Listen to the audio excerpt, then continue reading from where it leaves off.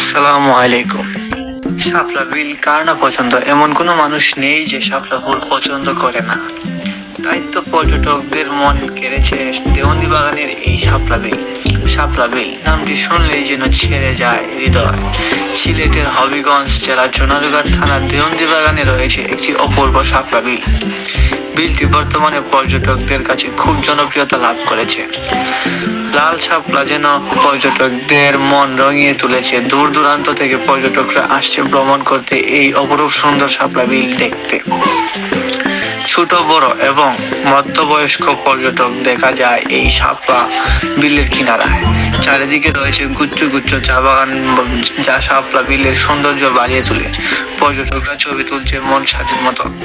এখানেই শেষ নয়, এরই সাথে সাথে পানিতে নেমে পর্যটকরা ফুল ছিঁড়ে হাত থেকে করে নিয়ে যাচ্ছে বাড়ি। সেই সাথে সেখানে পাবে ছোট শিশুদের কাছে 50 টাকার এক গুচ্ছ শাপলা ফুল। আমরা খুবই গর্ববোধ করি যে আমাদের সোনারগাঁও জেলার এমন একটি জায়গা রয়েছে, কিন্তু সমস্যা হচ্ছে ফুল ছিঁড়ে হাতে তোলা। এটি মোটেও ভালো কাজ নয়। লক্ষ্য করলাম যারাই ঘুরতে এসেছে সবাই ফুল ছিঁড়ছে। আমি আশা করি ভিডিওটি যারা দেখবেন তারা যদি ভবিষ্যতে সেখানে যান, দয়া করে ফুল ছিঁড়বেন না।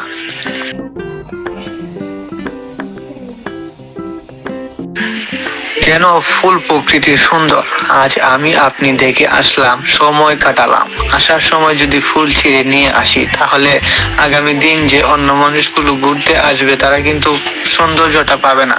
তাই আপনাদের কাছে অনুরোধ, ফুল ছিঁড়াটা বন্ধ করেন।